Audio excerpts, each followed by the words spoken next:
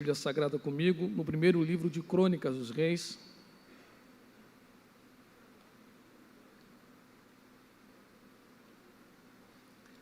Primeiro livro de Crônicas dos Reis, o capítulo 4. Enquanto você abre, eu sei que provavelmente muitos de vocês não tiveram a oportunidade de participar das outras edições que nós fizemos aqui do Projeto Pensar, e a nossa ideia é fazer justiça à proposta do evento. É nos levarmos a uma reflexão, e por meio dessa reflexão nós podemos entender melhor, não só a vida, mas talvez melhorá-la por meio da sabedoria contida nos escritos sagrados. Então eu vou pedir essa noite em especial sua atenção à proposta que foi colhida pelos líderes da mocidade acerca dos temas que seriam tratados. Não são temas tão fáceis, além de não serem fáceis, de fato terem muita complexidade, não só em termos técnicos, são sensíveis.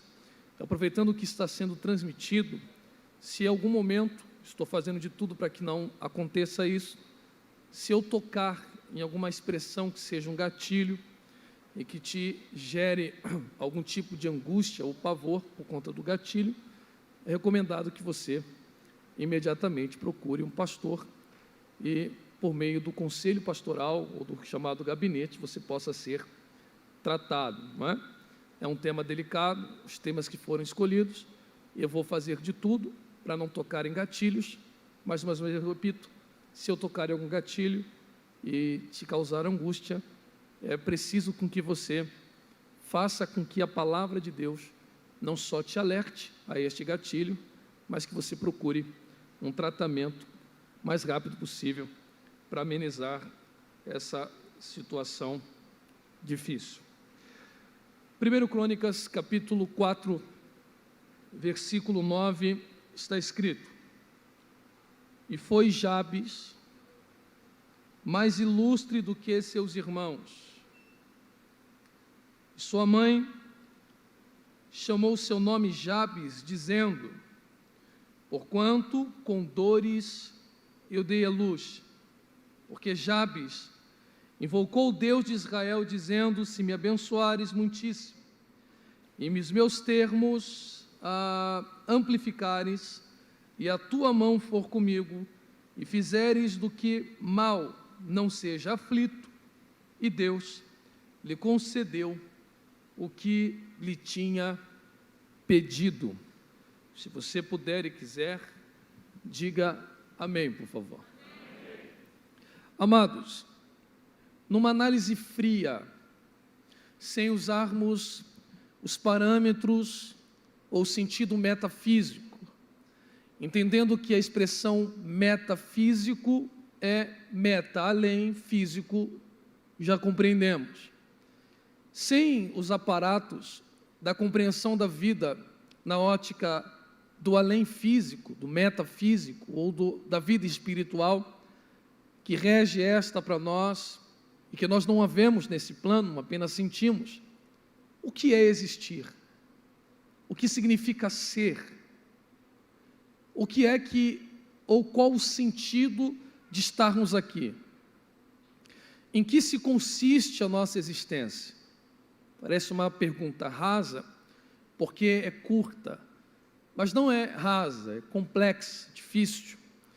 E existem muitas respostas que foram sendo elaboradas ao longo desse raciocínio, buscando uma resposta para isso, e que se resume basicamente em alguns teóricos importantes sobre esse raciocínio, que eu acabei tentando simplificar e sintetizar, para que a gente possa entender como se pensa a vida fora de um plano divino, em que se constitui meu ser quando eu não levo em conta um Criador que antecede a minha existência e que logo, se não há esse Criador, a minha essência, o meu eu, encontra-se solto, preso apenas na liberdade de escolha do qual finalidade trarei para a minha existência. Tentarei ser o mais simples e claro possível e tomarei uma linha de raciocínio da qual passei hoje o dia meditando a fim de que a gente possa entender algum aspecto da dor da rejeição. Por que me dói ser rejeitado? E da onde vem ou surge esse incômodo? De certa forma, eu estou aqui na vida. E por estar aqui, eu preciso dar um sentido a esta vida. E quando eu tiro essa existência de uma ligação metafísica, o ser só me será possível no mundo. O que significa dizer que eu estou incapacitado de ser alguma coisa a não ser aqui mesmo. O que significa dizer que a vida, basicamente, para alguns, está em constante deslocamento, numa espécie de projeção.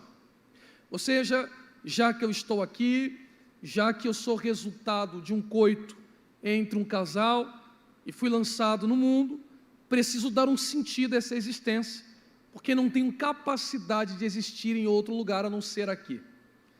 Bom, essa constante projeção, na busca de dar um sentido ao ser, mediante aos seus projetos, mediante ao seu ideal de existir, mediante aos seus planos, você vai tentando se encaixar nesse mundo. Quando você olha para o mundo, tudo funciona e tudo parece encaixado e organizado.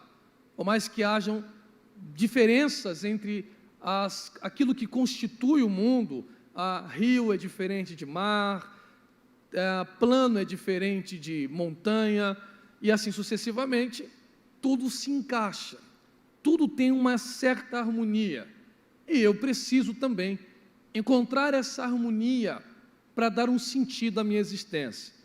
Se o rio presta para alguma coisa, se o mar existe para alguma finalidade, eu, a partir do momento que existo, preciso encontrar a finalidade da minha existência.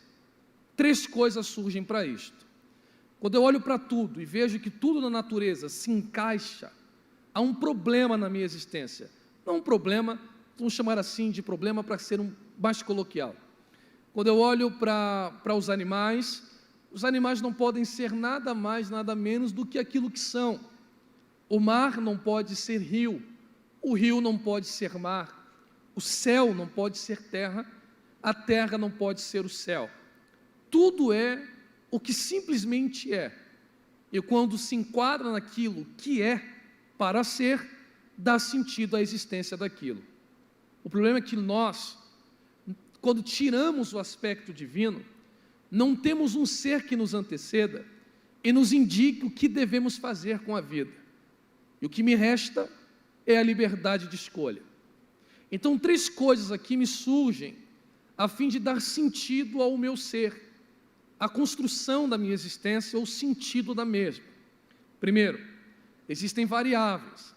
Então, quando eu me percebo como um indivíduo que faz parte de um conjunto e que, por mais que eu tenha aspectos narcísicos, ou seja, vontades, desejos, pulsões, interesses próprios, eu preciso me encaixar num todo. E esse todo podemos chamar de mundo. E nesse mundo existem uma massa de pessoas a qual eu desejo me relacionar. Dito isto, quando me percebo como um indivíduo, eu posso ter variáveis da vida que me dificultarão em alcançar o ideal de ser que eu tenho. Em dado momento da vida, alguém olhou para si como um indivíduo, viu a massa num todo e achou que deveria ser advogado, outro achou que deveria ser um artesão, outro achou que deveria ser um construtor, alguém desejou tornar-se médico. O problema é que entre eu desejar ser e efetuar aquilo que desejei, o ideal que constituí na minha mente, do uso da liberdade, a fim de dar um sentido à minha existência, existem variáveis na vida, que podem facilitar, ou seja, me empurrar em direção àquilo que eu quero ser, e aí, dando um sentido à minha existência, ou eu simplesmente posso viver sonhando no mundo do ideal, achando que poderia ser, mas nunca arregaçando as mangas e buscando executar aquilo que um dia desejei ser. Em tese, quando eu não decido me deslocar em direção a um sentido da minha existência, de alguma forma eu estou me lançando em direção àquilo que muitas pessoas compreendem-se a um nada. Percebeu? Tirando o conceito de variáveis, porque todos vocês que estão aqui, me ouvindo esta noite, terão situações adversas na vida. Nem sempre a vida irá facilitar você de alcançar os seus objetivos. Mas o fato de haver dificuldades na vida, não significa que essas dificuldades me impeçam de ter outras oportunidades das quais eu havia projetado. Então, tirando as variáveis que são incontroláveis, me restam apenas a decisão de tentar ser ou não tentar ser nada, de levar a minha vida, a existência, a um sentido, ou simplesmente me satisfazer em existir. Vou repetir isto. Há pessoas que entendem que estar vivo é uma dádiva e que o fato de estar respirando não pode se esgotar a minha existência. Eu preciso dar um sentido a ela. Eu estou aqui e quero me encaixar no todo, nesse mecanismo chamado mundo. Outros não. Outros se acomodam apenas em estarem vivos e logo tornam-se nada. Só que há um problema nisso tudo aí. Quando eu decido ou crio os meus ideais, eu não crio os meus ideais a partir apenas de um senso egoísta, restrito em um individualismo ou num subjetismo pleno. Vou tentar ser mais claro. Eu não decido ser apenas buscando uma satisfação minha. Por mais que existam aspectos narcísicos que eu busco me satisfazer, direcionando a minha existência para um sentido prazeroso a mim, eu tenho essa necessidade de me socializar. E é aqui que começa a estreitar as coisas. Essa necessidade de socializar, ela quase é uma digital na humanidade. Se você olhar, desde os primórdios, o ser humano sempre está em grupo. Ainda que seja possível viver sozinho, é inegável que viver só carrega-se tristeza. E para nós que somos cristãos, cuja verdade se explicita na Bíblia Sagrada, o nosso Criador, e aí não cabe discussão, que não é só Criador, mas Senhor de todas as coisas, olhando em determinado momento para o homem, percebeu necessidade de companheirismo para a sua criatura. E ele disse, ele, o Senhor, não é bom que o homem viva só. Se não é bom que a gente viva só, e eu estou aqui no mundo, e estar no mundo me tem uma necessidade de me vincular a um grupo, a uma sociedade, a uma comunidade, a uma massa, a um todo, aquilo que eu decido dar sentido à minha existência afetará a massa. Então esse relacionamento com um todo tem dois, no mínimo, primeiro, quando eu decido me inserir em algum lugar ou me relacionar com alguém, meu sentimento narcísico diminui.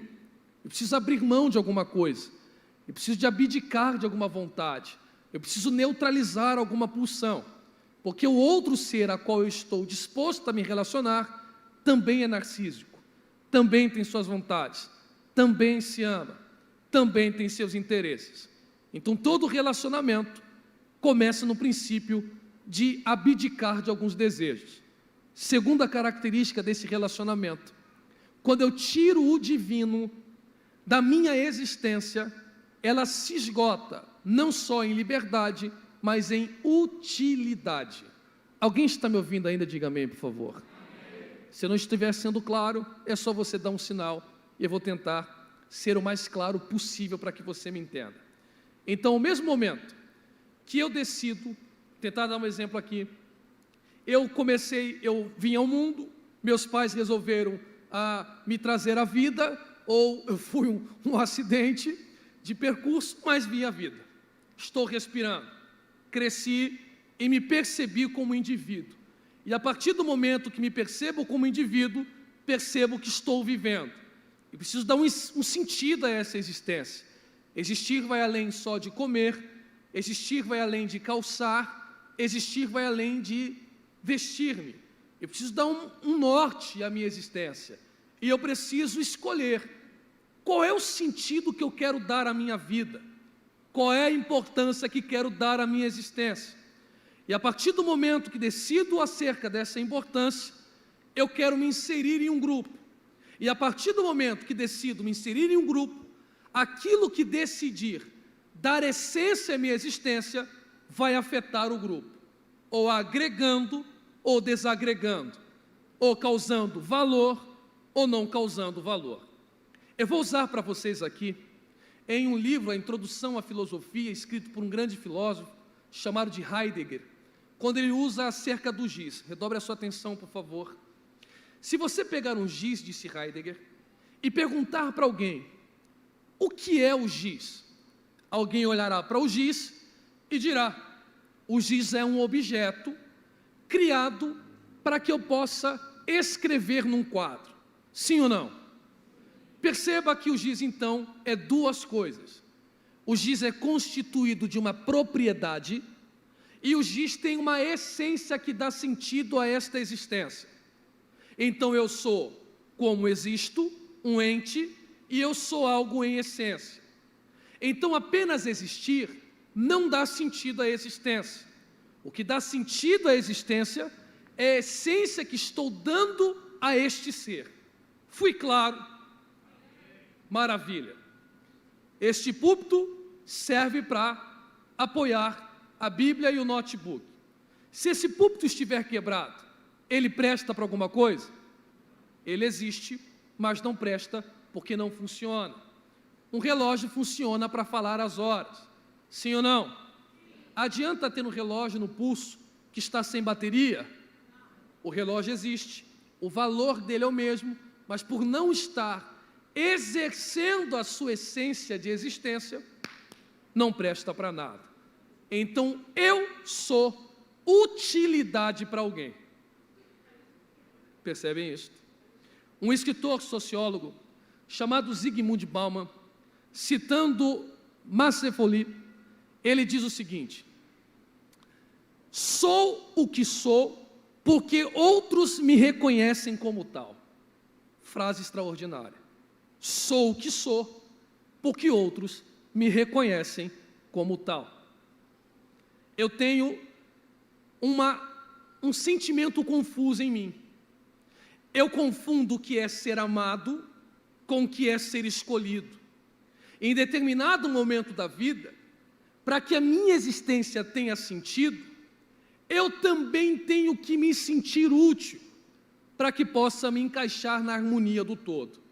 Se o relógio serve para as horas, a comida serve para alimento, a água serve para saciar, os mares e rios para refrigerar, o ar para respirar, as nuvens para a chuva, o sol para o aquecimento e para produzir algumas vitaminas, o exercício para fortalecimento dos músculos, os músculos importantes para a vida, os ossos para a estrutura do corpo, eu também preciso me encaixar em algo que eu seja útil.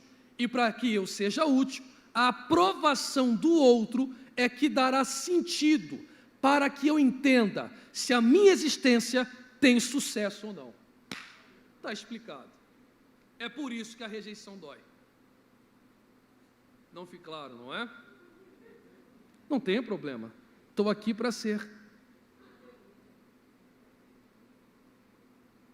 Se a minha existência não faz sentido e não é útil, eu sou um nada.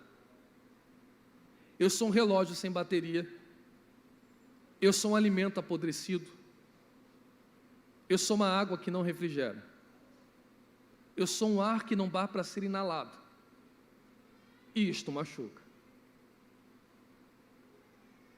Porque eu preciso dar sentido à minha existência. E se eu existo e não me encaixo em nada, e ninguém reconhece a minha utilidade, é natural que isso doa. Porque todos estão encaixados e só eu estou em desarmonia. O texto que lemos expressa essa dor. Jabes nasceu e a sua própria mãe olha para Jabes e define a essência de Jabes, sem antes Jabes ter a oportunidade de direcionar a sua existência. Ela olha para Jabes e diz: você é dor. Como dor? Acabou de nascer. Como dor? Nem fala ainda. Como dor? Nem escolheu ser alguma coisa num todo. Como alguém define o ser antes que esse ser apareça, se revele? Jabes já nasce carregando nas costas a responsabilidade e a pecha de, ao mesmo tempo, ter que decidir o que fazer com a vida. Já é taxado daquele que gera dor. Parece distante, não é? Mas não é tão distante assim. Talvez existam jovens aqui que os pais são divorciados. Hoje em dia parece não ser tanto uma crise. Funciona muito na psicologia a presença dos pais, mas hoje parece que o senso social já não tem mais essa questão do valor da união matrimonial. Até aí não parece ser muito difícil enfrentar. O problema é tentar compreender como é que alguém que me projetou ou me trouxe à vida não me busca, ou se vem me visitar, vem porque a justiça mandou, ou por um senso moral e social. Ser pai é só buscar e ficar 15 dias ou um final de semana, ou acompanhar o que eu sou, me orientar aonde devo ser, me guiar acerca das minhas vontades, ouvir acerca das minhas dores. E como eu não pareço ser útil aos meus pais, isto me gera dor. Segunda característica do texto: em nenhum momento o texto diz que Jabes era menosprezado pela mãe. Simplesmente a mãe teve complicações no parto. Entenda que existam dores que são naturais da vida, e mesmo eu não querendo causá-las, em algum momento a dor me visita. Talvez você nasceu no momento de dor dos seus pais. Compreende? Talvez o relacionamento deles não era bom, talvez foi uma saída, uma ficada, algo do tipo. E aí, quando você veio, a situação já não era confortável, era dolorosa. E talvez para sua mãe ou para o seu pai olhar para você, ele remeta a esse acidente. E aí a relação que você tem com seus pais é comida na mesa, conta paga, uma cama para escorar as costas, mas ninguém se fala direito em casa. Se fala, fala o básico. Tanto é verdade que você consegue se comunicar mais no WhatsApp com um amigo que sequer sabe da sua vida direito do que quem te colocou no mundo. E isto fica conturbado. É um problema isto, porque como ninguém fala nada, eu começo a me entender como um ser doloroso. Terceiro aspecto: Jabes tinha irmãos. Por mais que a Bíblia não dê o nome dos irmãos, parece que só ele recebe esta nomenclatura, alguém que gera dor. E aí é meio confuso, porque por mais que a mãe dele pareça não ter ódio de Jabes, mas entenda ele como dor, a relação de pais com outros filhos pode ser para o pai não implicar em valor. Vou tentar ser mais claro. Suponhamos que eu tenha mais 2 irmãos, e aí a minha mãe se relaciona com os meus irmãos diferente do que se relaciona comigo. Só que, no entanto, ela se relaciona com um diferente também que se relaciona com o outro, porque a minha mãe, por ser mãe, tem que lidar com a diferença de características e personalidades dos filhos. Só que eu sinto um pouco de ciúme e quero que a minha mãe me trate como me trata meu irmão, mas minha mãe entende que se me tratar igual não vai funcionar, porque eu sou um ser diferente do meu irmão. E eu acho que esse tratamento implica que eu sou dor para ela e meu irmão é benefício. E aí eu começo a me sentir rejeitado, inútil e um nada. Está entendendo? Já é difícil escolher, porque posso escolher errado. Imagina crescer, não tendo a chance de escolher, mas já sendo aparentemente destinado ao fracasso. Não ter uma boa casa, não ter pais estudados, não ter conselho dos pais, o pai trabalha demais, a mãe trabalha demais, e não é porque não quer se relacionar, a vida é assim, é difícil, ser pobre não é fácil. Tem que trabalhar, tem conta para quitar, chega em casa, você está dormindo, ou se você chega, ele já não tem mais paciência para ouvir, tem problema para resolver, tem boleto para pagar conta, aí ninguém se comunica, eu não sei que utilidade tenho de ser filho, e as coisas vão caminhando para o nada. Só que Jabes tem uma carta na manga, Jabes tem uma arma nas mãos, e essa mesma arma que Jabes tem, Deus também nos deu. Qual é a arma? Por mais que eu, em algum momento, mesmo sem querer, a minha existência gerou dor em alguém, este alguém não pode definir a minha existência. Só 3 deram glória a Deus, mas a gente vai chegar lá. Se em algum momento, o simples fato de eu respirar, o simples fato de eu existir, só de existir, gera incômodo em alguém. Só o simples fato de eu chegar num ambiente e alguém olhar para mim, sem eu saber o motivo, e dizer, já chegou a dor. Só o simples fato de eu chegar em casa e alguém dizer, fala mais baixo, que o incômodo acabou de chegar. Isto não pode me definir, porque o direito de escolha do que dar sentido à minha existência, ainda cabe a mim. Jabes tem uma decisão a tomar. Ou ele aceita ser dor, ou ele olha para si, como muito bem foi retratado no monólogo, e diz, eu não sou dor, há jeito para minha vida. E o que Jabes faz? Contrário dos filósofos. Enquanto alguns filósofos começam dizendo, por que colocar alguma coisa no lugar do nada? E começam a dizer que a vida é desesperança, e caminhamos a passos largos ao nada, e Salomão diz a mesma coisa, a vida debaixo do sol é vaidade, e vaidade entende-se como algo efêmero no hebraico. Então o que ele está dizendo é, a vida sem Deus não tem sentido, é a gente se empurrando para o nada. Eu sou num instante, mas quando a morte chega, não posso continuar sendo, e como não posso continuar sendo, o meu ser já não tem mais sentido, eu sou só um cadáver, e a vida não passa para o nada. Mas Jabes entende que a vida não é só regida, simplesmente porque eu vim de um coito, simplesmente porque fui jogado no mundo, simplesmente porque alguém decidiu ser, simplesmente porque sou alguma coisa biológica. Jabes entende que em algum momento da vida, quando ele não tem mais força para dar um sentido àquilo que ele é, uma esperança nasce no texto, e a esperança está no versículo 10. Qual é a esperança? Jabes decidiu clamar a Deus. Quando Jabes clama a Deus, a Bíblia diz que de dor, Jabes se torna ilustre. Vou repetir, de algo doloroso, mais ilustre do que todos os seus irmãos. Isso me faz lembrar do texto de Êxodo. Quem ainda me ouve, diga amém. A gente vai mergulhar. Em Êxodo, o povo está escravo no Egito. Depois da morte de José, não tem mais jeito. Eu já estou nascendo com a condição de escravo. Não tenho muita opção de vida. É ser humilhado, oprimido e estar em zombaria e vergonha. Os hebreus não têm muito o que fazer. Vontade de deixar de ser escravo até tem, mas quem é que vai quebrar a algema?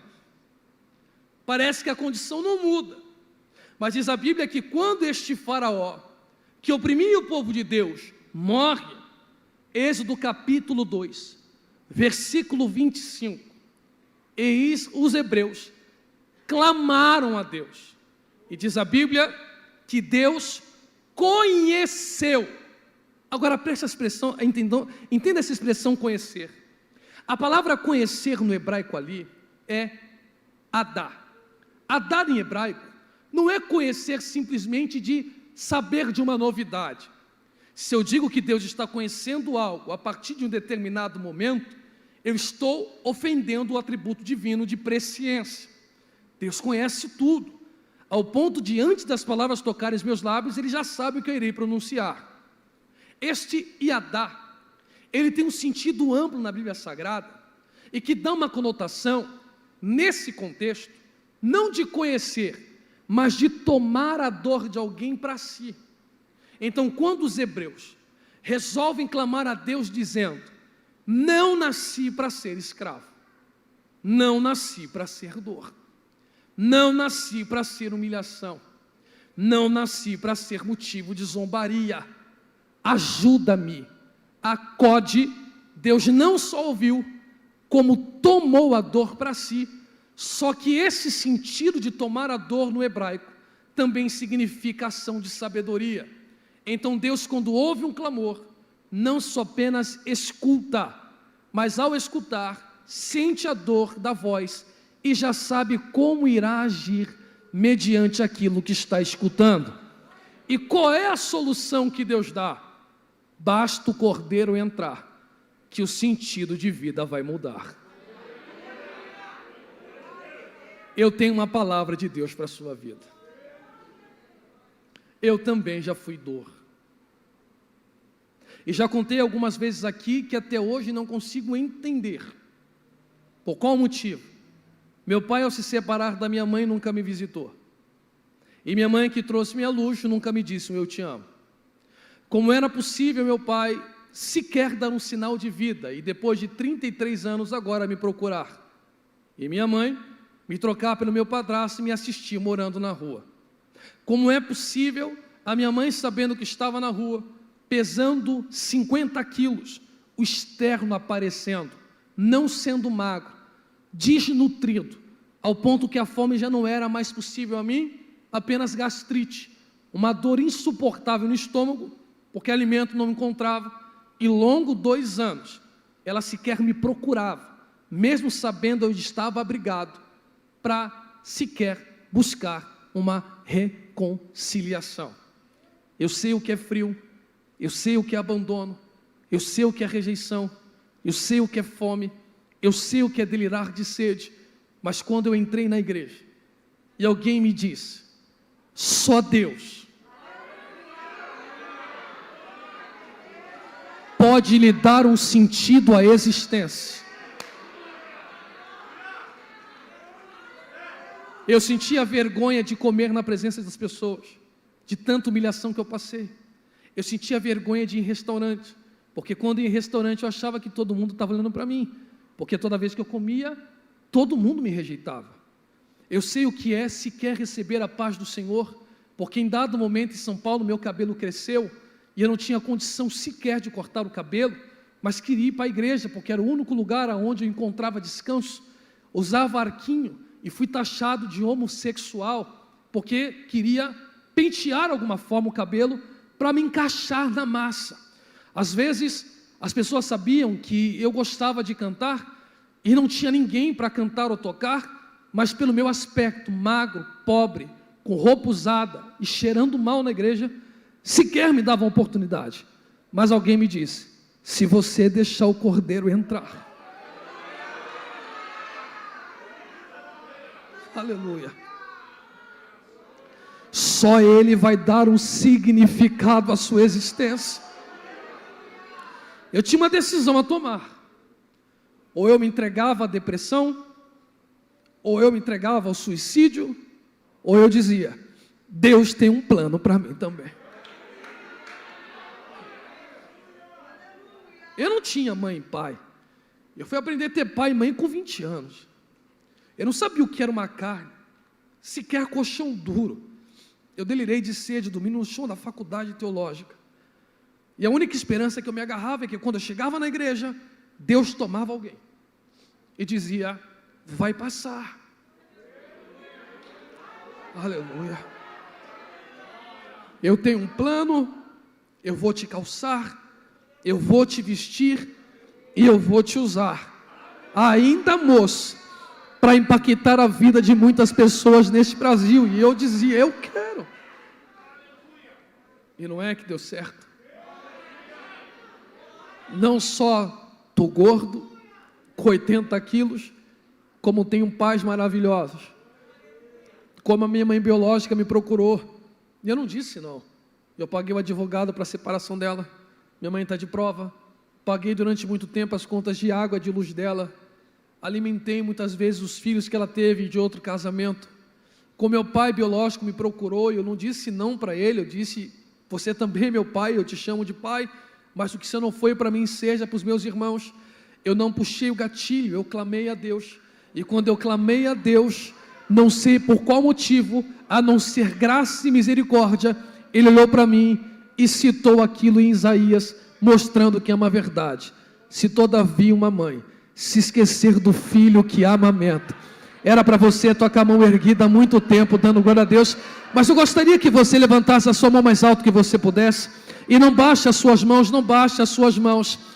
O diabo não quer entrar no seu corpo, moço. A estratégia não é mais essa. O diabo não quer mais fazer você arrastar a cara no chão. Isso não é mais necessidade.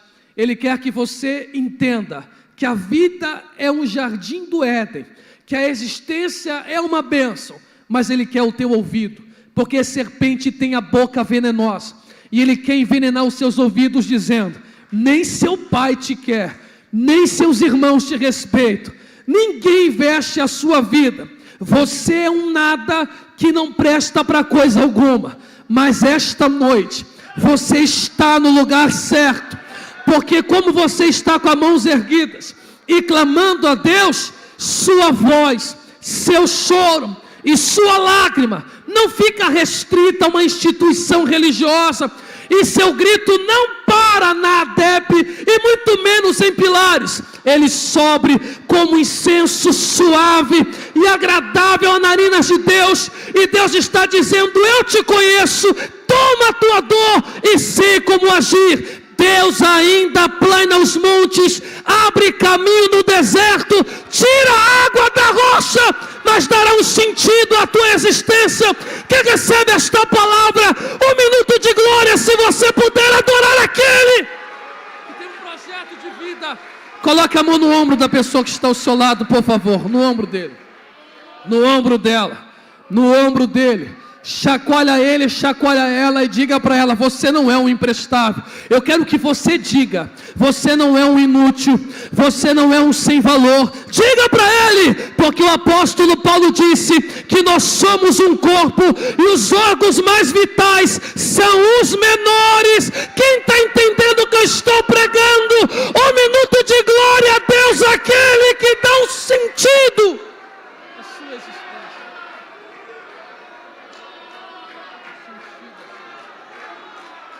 Eu vou deixar você adorar.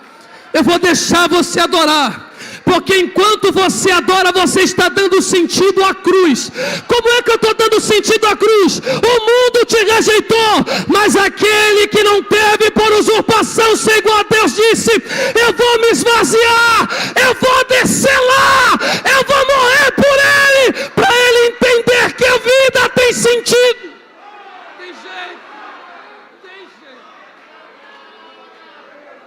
Oh glória, oh glória.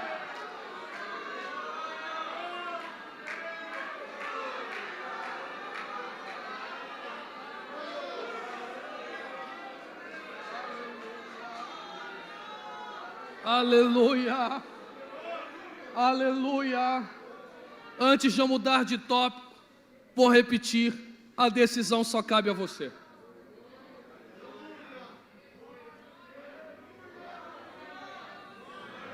Vou dizer mais uma vez: por mais que alguém te rotule como dor, é você que decide continuar sendo dor ou mudar o sentido da sua existência.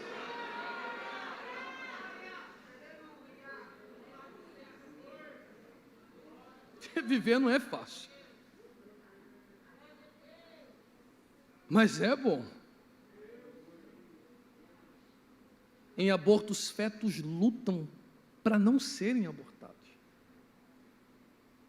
Você já nasce com essa mecânica de autodefesa da existência. É angustiante? Claro, não é fácil decidir. Porque quando eu decido, eu assumo responsabilidade.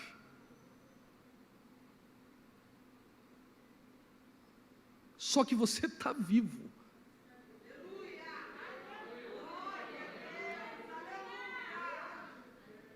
Não é possível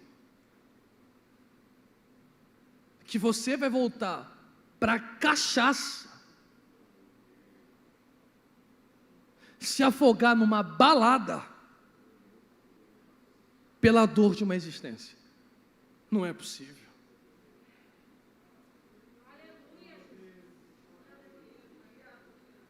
Não é possível que você ache que as decisões de tentar ser, pelas variáveis da vida, não foram fáceis, tão a largo de viver, e me entregam a balada funk, ou a segurar fuzil, ou a traficar drogas. O que eu faço então? O que Jesus ensinou. Entra no teu quarto, feche a porta. Só 3 deram glória a Deus, mas eu vou continuar o versículo. Clame ao Pai em secreto, e aqueles que disseram que você era dor, quando o Pai atender a sua oração, verão que Deus te honrou na presença de todos. Levante a mão em sinal de estender assim, de receber, eu preciso mudar de tópico, mas de receber. Ei, a vida não termina com 18, ela mal começa aí. A vida não termina com 25, ela mal começou, se acabou de formar e desenvolver a capacidade de neuromaturação. Nem com 30 está vivendo direito. Eu vim profetizar, com olhos bem abertos e sem medo de errar, que o seu Deus ainda tem poder de transformar a maldição em bênção. E eu vou profetizar sem medo, que por mais que alguém não lhe dê valor algum, Deus te fará um ser ilustre para a glória. Você não está recebendo esta palavra, não. Só quem ainda tem vontade de viver, e de viver as promessas de Deus, dá um pulo nessa cadeira, uma rajada de glória. Se você puder. Vamos lá que eu vou continuar.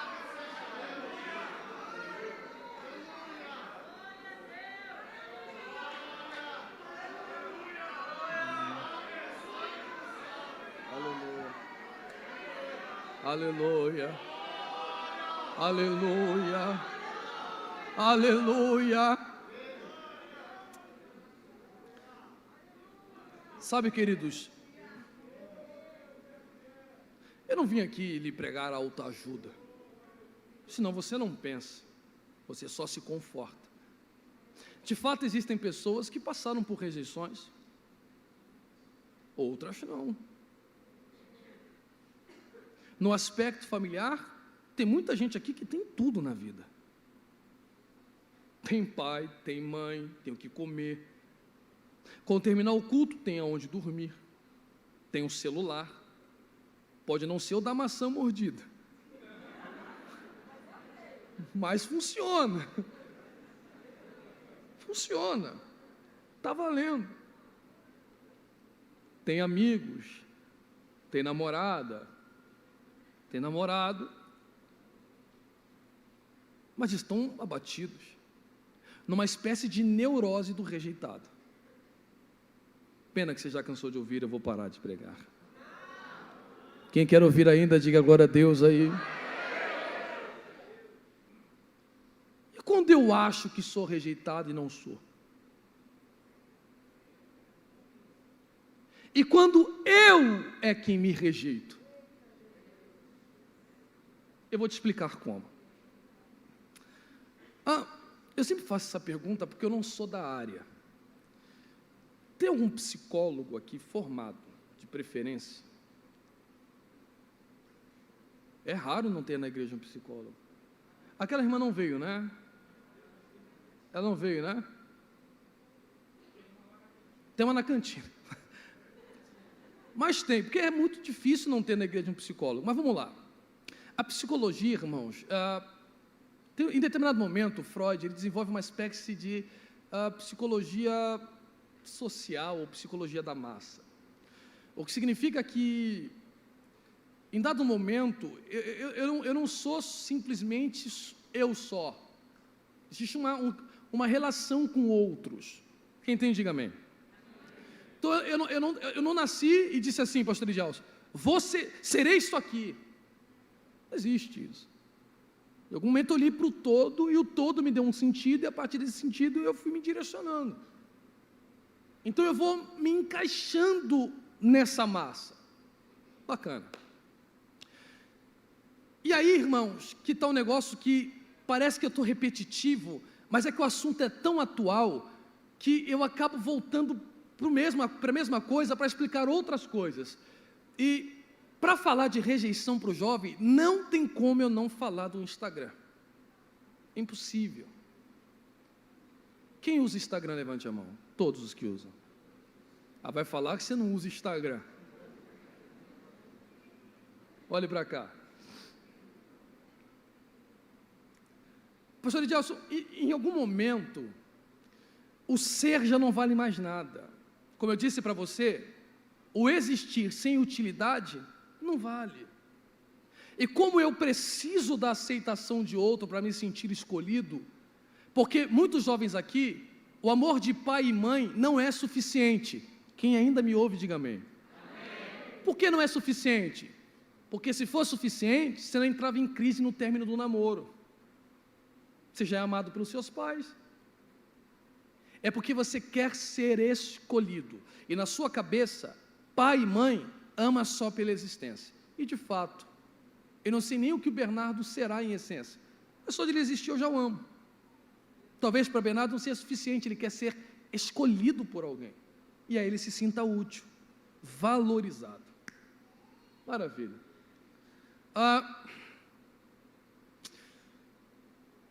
Só que para eu me sentir útil, existem valores na sociedade que as pessoas pregam nos outros a fim de determinarem essa utilidade ou o sentido da existência.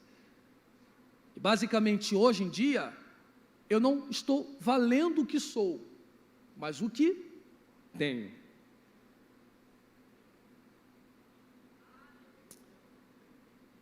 E o pior,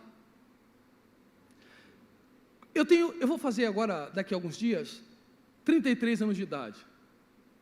Aceito os presentes caros, de preferência. Então, eu cheguei a pegar telefone com ficha, de cartão. Então, a gente não tinha um WhatsApp, nem direct. Então, para eu conversar com alguém, a gente tinha que marcar um encontro. E o que era bacana disso? Que a pessoa que estava me conhecia não pelo que eu tinha, mas o relacionamento começava pelo que eu era. Percebe? Não é isso? Eu ia numa festa de aniversário, eu ia num jantar entre amigos, conhecia amigos de amigos, e a gente conversava, batia papo, e ele não sabia se eu tinha carro, se eu não tinha, a casa que eu morava, o bairro que eu era, ou o meu diploma, o meu anel, que faculdade que eu frequentei. A relação do bate-papo fazia com que a pessoa fosse simpática, e a partir dessa simpatia criasse um valor em mim, e aí eu gostava da pessoa pelo que ela era e não pelo que ela tinha. Então, quando eu ia para a rua, onde eu morava, era mais de 20 garotos jogando bola. Tinha rico, tinha pobre, tinha classe média alta, classe média baixa, tinha de tudo quanto era classe, todo mundo se reunia, de almoço no domingo, irmão, todo mundo frequentava a casa do outro, então tinha dia que comia na casa da minha casa, tinha dia que comia na casa do outro, e não importava se era preto, se era branco, se era rico, se era gordo, se era baixo, se era magro, existia a gastação, que é normal, mas não existia uma recusa quanto a isso, porque as pessoas valiam o que eram. Hoje não mais. Todo o primeiro contato que efetuo com o ser parte das redes sociais. Então eu conheço as pessoas por fotos e acho que as fotos definem o ser delas. E como eu estou valendo o que tenho, a estética é sempre importante. Ah, não? Por que a gente usa filtro na foto, né? Sabe o que o filtro está dizendo para a gente? Sabe o que o filtro está dizendo para a gente? Não? Não é que você é feio, é que você não aceita quem você é.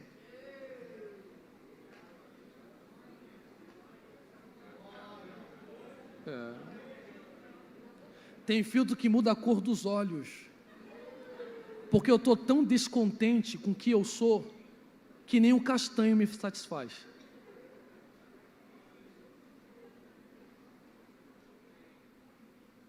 Por que você se maqueia para bater uma foto? Em casa, em casa. Deus te achou, né? Deus te achou. Você está em casa. E sabe qual é o mais engraçado? Você bate 40 fotos, você edita a foto, você bota filtro, posta a foto e apaga.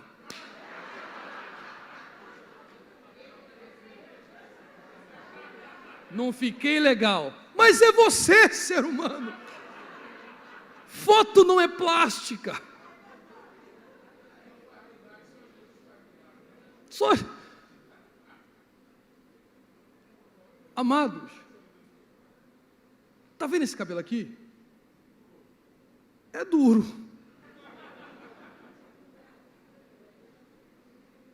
Ele não desce. Vou fazer o quê? Eu sou negro.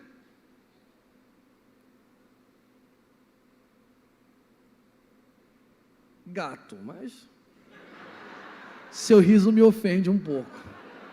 Me ofende um pouco.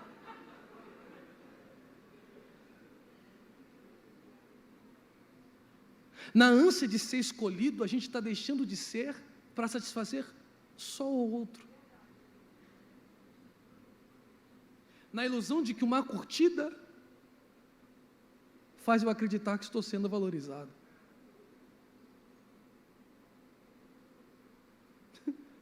Você está tão desesperado para ser valorizado que vale tudo no Instagram.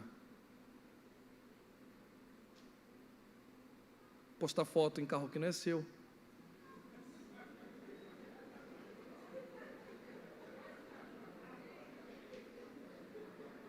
Bater foto de prato de comida.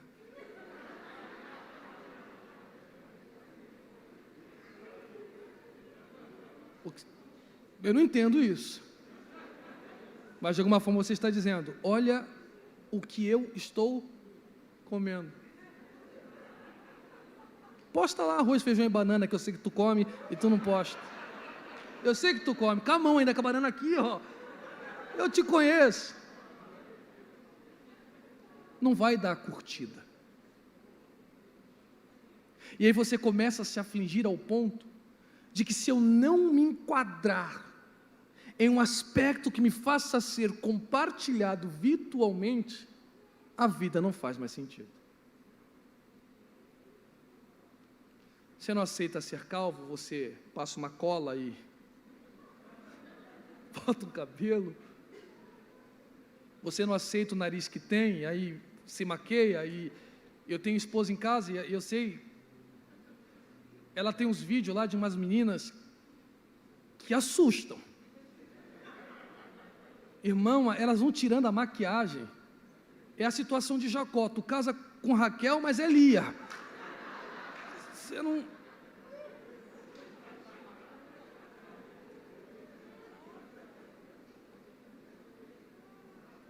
A mulher hoje se monta tanto que é melhor você não dormir com ela, hein? Porque o cabelo não é dela, é aplique. A unha não é dela, é colada. Os cílios não é dela, plantaram ali 3 mudas. A sobrancelha é aquela do Egito, ela raspou e pintou. A mulher é quase o senhor Batata do Toy Story, está desmontando.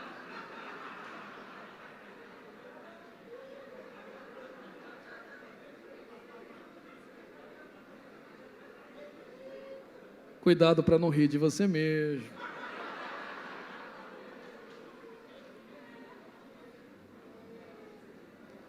Se eu não tenho o cabelo que tenho que ter, se eu não tenho o corpo que tenho que ter, se eu não tenho a casa que acham que eu devo ter, se eu não tenho o carro que acham que eu devo ter, se eu não tenho os dentes Porque dente, irmão, não fica branco igual a neve. Não existe isso. Você está se identificando. Essa risada, eu sei que é identificação. Não vai ficar branco. Ou você bota aquela jaquetinha que todo mundo fica com aquele dente asqueroso. Ou você entende que tem um limite para o esmalte no dente. Tem como. Ou você se rejeita. E a partir do momento que você se percebe não nesse padrão, você acha que os outros te rejeitam, sem dar a oportunidade dos outros de descobrir o seu real valor. Não dá para entender, moço e moça, aqui concluo, por que é que você está tão triste. Não dá para entender. Ah, é o meu corpo. E daí? E aí que o garoto que eu gosto, pelo que eu vejo que ele curte lá, não tem nada a ver comigo. Só que você mora num país com mais de 200 milhões de pessoas. O fato de alguém não te querer significa que você é um rejeitado, um excluído? Por que lá no seu Instagram não tem uma foto do teu pai? Porque ele não segue o padrão, ele não tem dente, ele não é estudado, é esse o seu problema. Ele não é carioca, não é verdade? Descobri, teu pai não se veste bem, é isso. Teu pai não tem corpo atlético, nem é um senhor fitness. Por que não tem uma foto da tua casa? Porque é de tijolo, não tem nem alvenaria? Está exposta. É isso que te faz ser rejeitado? O que te faz praguejar a vida que eu não entendo? É um filé mignon que você queria comer e não está comendo, e seus amigos estão comendo e você, vida. É isso que te faz se sentir rejeitado?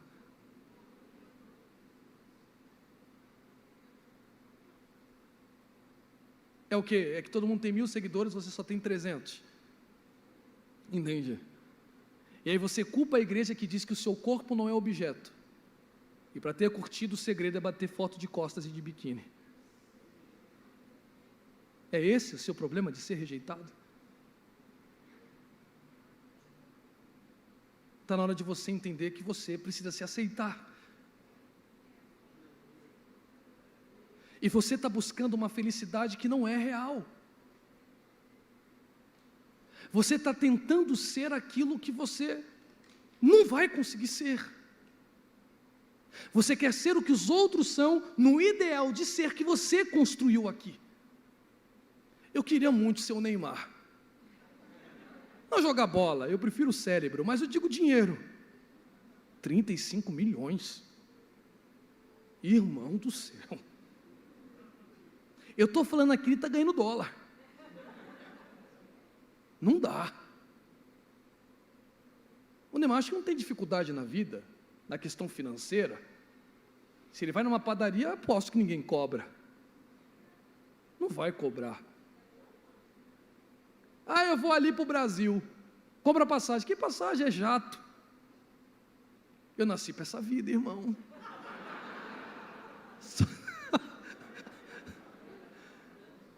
Invejosos.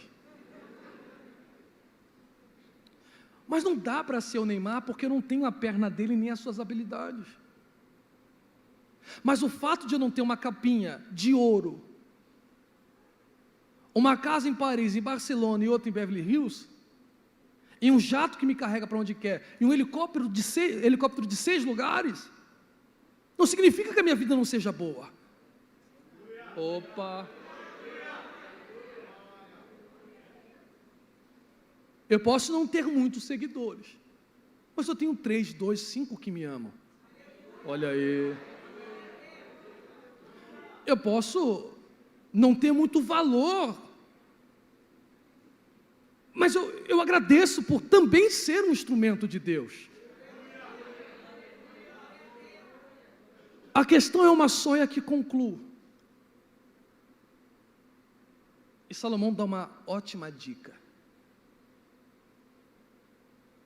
Salomão chega ao entendimento de que a vida é só sofrimento. Ele diz: a vida debaixo do sol é sofrimento, é sofrimento, é sofrimento, é sofrimento, é sofrimento. Então vai a dica, cara. Sei lá, ama a sua mulher. Ele diz isso. Valoriza o que você já tem.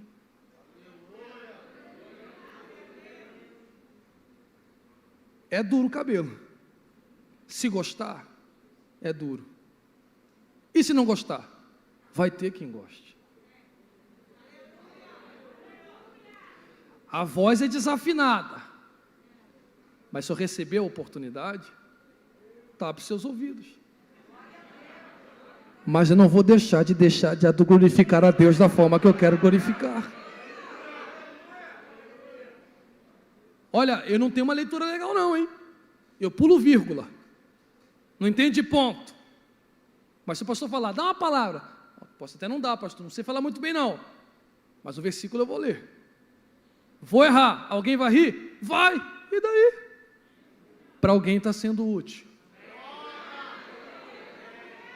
Existe de fato uma rejeição, e existe de fato uma suposta rejeição, por eu tentar me encaixar numa filosofia de vida, da qual eu talvez não consiga me encaixar, mas Deus está dizendo para você esta noite aqui, você além de ter valor, eu te amo da forma que você, levante as duas mãos o mais alto que você puder, não baixe a sua mão ainda, não baixe a sua mão ainda, e olhe o que você fará, em nome de Jesus, em nome de Jesus. Coloque a mão no ombro mais uma vez desse crente. Eu quero que você perturbe ele, eu concluo aqui, chacoalhe ele, chacoalhe ela, diga para ele, se lá você não se encaixa, aqui você tem lugar, aqui você será amado, aqui nós respeitamos sua pele, seu cabelo, sua voz, sua casa, seu carro, sua roupa, seu tênis, o que você tem,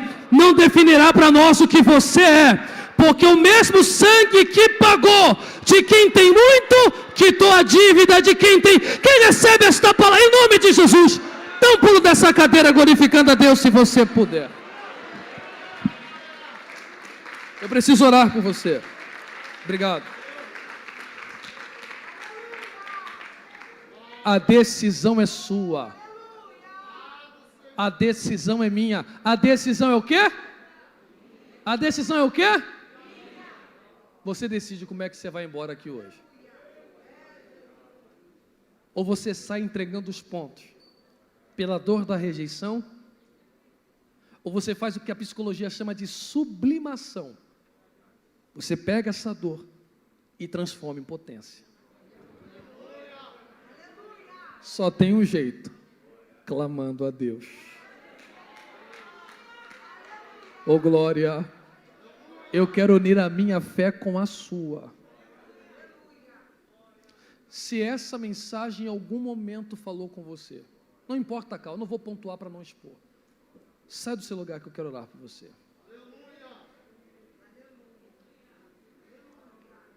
Vai ficar com medo de sair do lugar e vir aqui receber uma oração?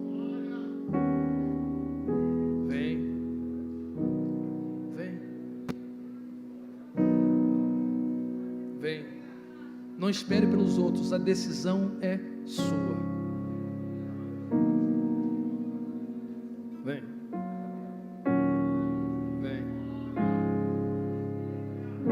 Talvez foi a perda de um pai, talvez foi a perda da mãe,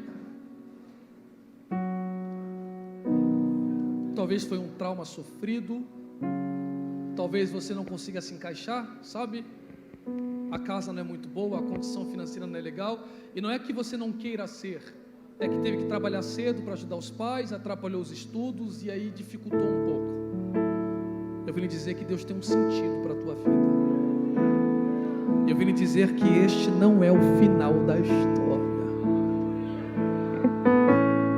Eu vim lhe dizer que Deus tem um plano, um projeto traçado para você, e esse projeto vai dar certo, porque diz a palavra de Deus, antes que houvesse dia eu sou, e não há ninguém que possa escapar das minhas mãos, porque operando Deus, quem impedirá?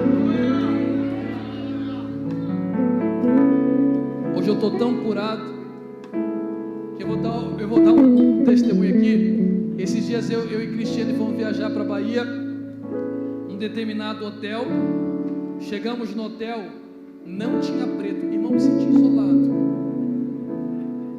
Eu já cheguei caçando os pretos. Foi ou não foi?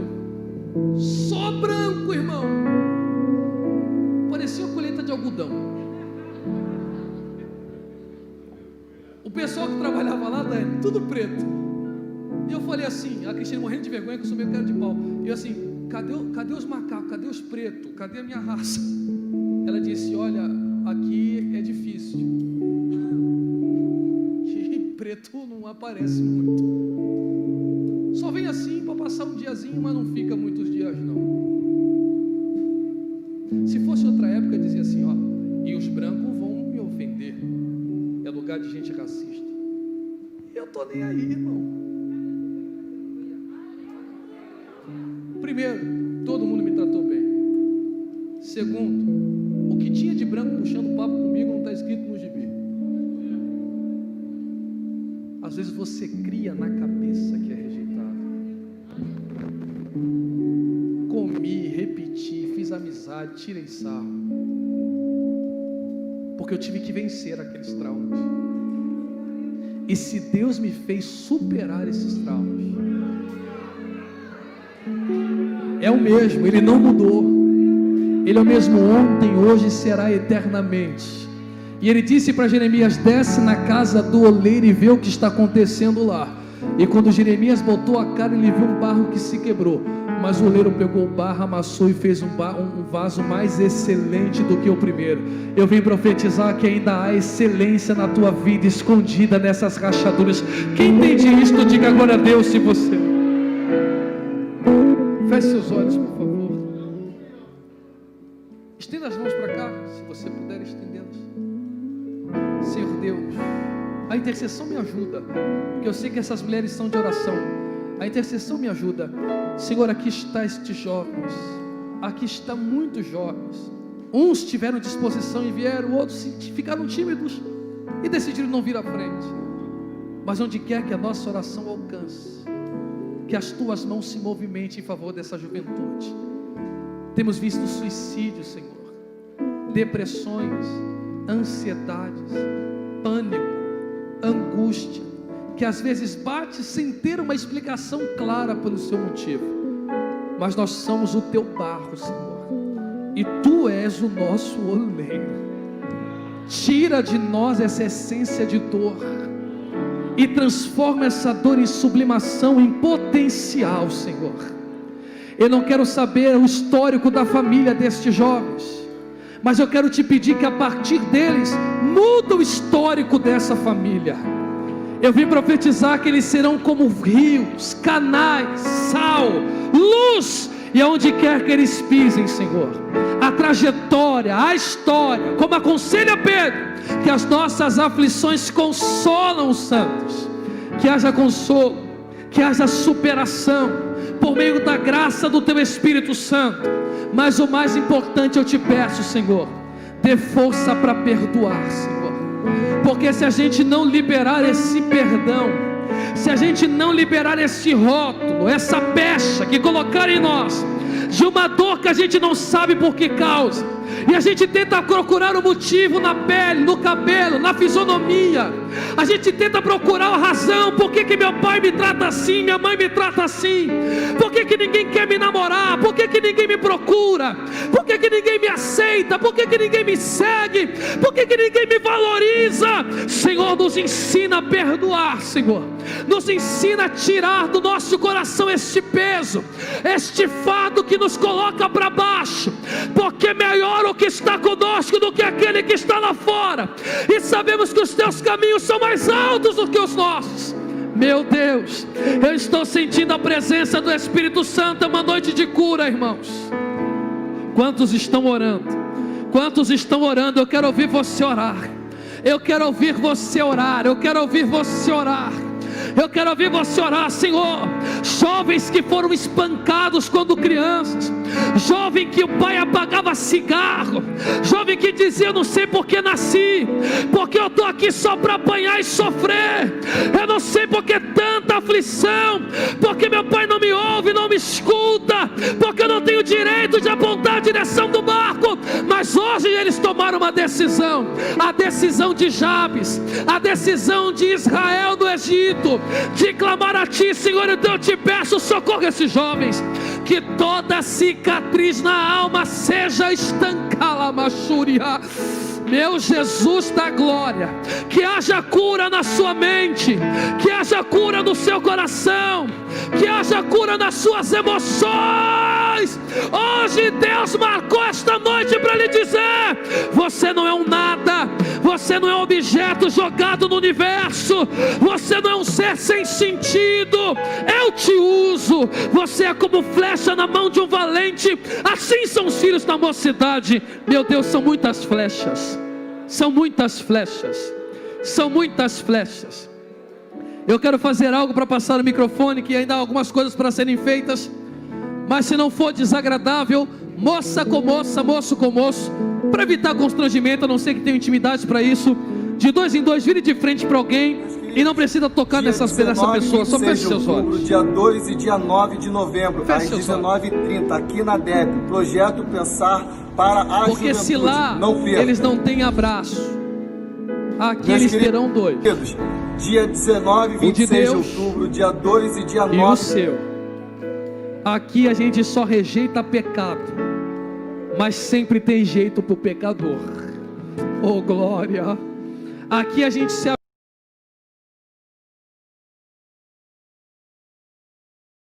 Meus queridos, dia 19 e 26 de outubro, dia 2 e